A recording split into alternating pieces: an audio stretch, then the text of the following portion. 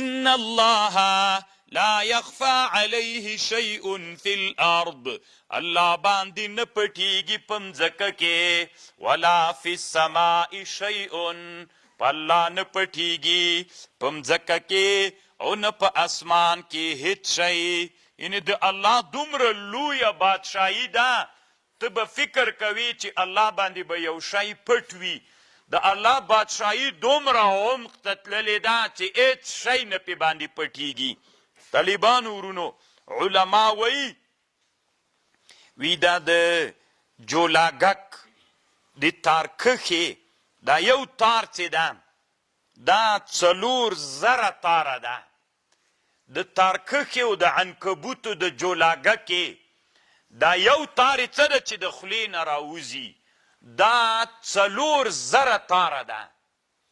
بیخي ډېره غټه خبر ده. نه 4,000 تارې دا یو تار ده د جولاګکې. علما وی که چیرته د انسان دغه د جولاګکې تار د انسان د ویښتو د تار قدر ته سي په میلیونونو تارونه ترېنه جوړیږي. ته فکر وکه اوس دا د نن عصر د میکروسکوپ دنیا وایي. علما حیران دې ته دي چې کله دا تارکخه تار له خولې نه راباسي دا تار کې څومره ډېر سوري دي په دې خولې کې چې یو تار 4,000 تار ده. 4,000 تاره ده خو دا یو تار په 4 برخو مشتمل ده. زر دا ده زر دا ده زر دا ده زر دا ده. نو ته اوس ماته ووایه ان الله لا یخفا الله باندې نه پټیږي شیء فی الارض ولا فی السما نه په مځکه او نه په اسمان کې. طالبانو علما وی د نن عصر علما چې د میکروسکوپ زمانه ده وی که د ستنې په سر کې یو څاڅکی راواخلې او دا څاڅکی میکروسکوپ ته کېږدې په لسګونو زره حیوانات به پکې ویني چې ژوند پکې کوي. په لسګونو زره حیوانات. طالبانو امام رازی رحمه الله یو کتاب جوړ کړی د دې کتاب نوم ده المحصل عند افکار المتقدمین. بدهیات شی دي بدهیات محسوسات دي. هغه شی چې په سترګو لیدل کیږي هغه بدهیات دي چې د میکروسکوپ شیشې ته یو څاڅکی د ستنې په سر کې چې یو څاڅکی راواخلي کېږدې په لسګونو زره حیوانات به پکې وینې. سبحان الله. نو ته ووایه چې د الله څومره لویه بادشاهي ده. ان الله لا يخفى عليه شيء في الارض ولا في السماء. دومره لویه د الله عز وجل بادشاهي سوه. طالبانو ورونو علما یو قاعده ذکر کوي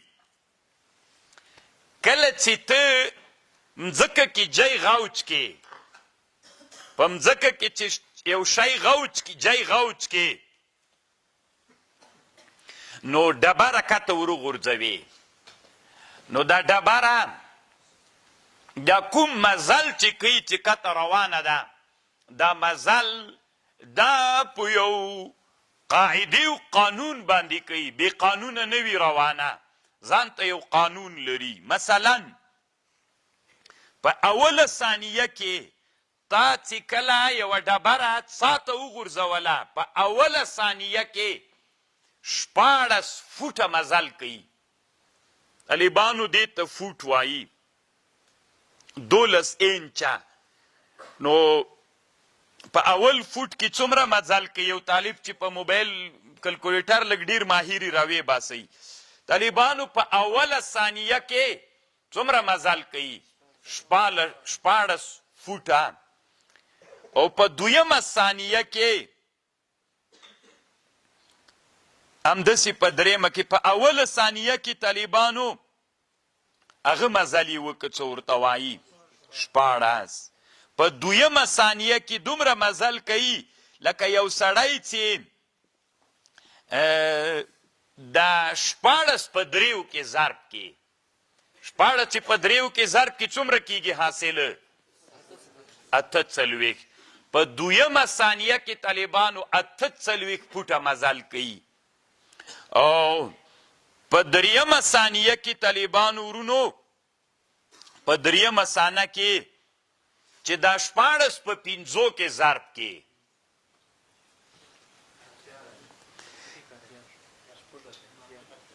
په 5 کې چې 14 ضرب کې هم او همداسې په اوله دویمه دریمه کنه څلورمه کې په 2 کې چې دا 14 په 2 کې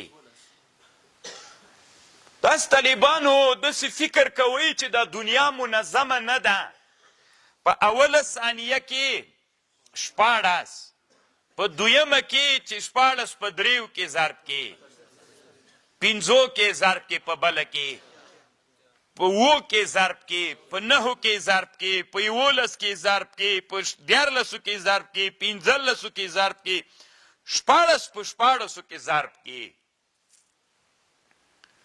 دا طالبانو هره ثانیه کې ګوره د مخکینۍ ثانیې نه 2 چنده حرکت ډیریږي 256 تاسې فکر ته پام ده طالبانو ورونو یعنې دا نظام د تګ دومره منظم نظام ده دا قاعده زده کوي که بالفرض کله مو چېرته لاړئ د غجي عمق مو معلومه چې څومره عمق ده نو ډبره داسې ورته ونیسه ثانیې ته وګوره د ساعت دغه قسم ساعت ته وګوره نو چې کله روانه سوله 1 ثانیه 2 ثانیې 3 ثانیې څلورمه ثانیه کې په مځکه ولګېدله تا ته د دې بعد معلوموي چې څومره بعد ده دا یوه ښه قاعده ده د سره زده یې کوي نو طالبانو الله عز وجل وی لا يخفى عليه شيء في الارض ولا في السماء په الله هیڅ شی نه پټیږي نه په مځکه او نه په اسمان کې دا ټوله دنیا یو نظام ده یو ترتیب ده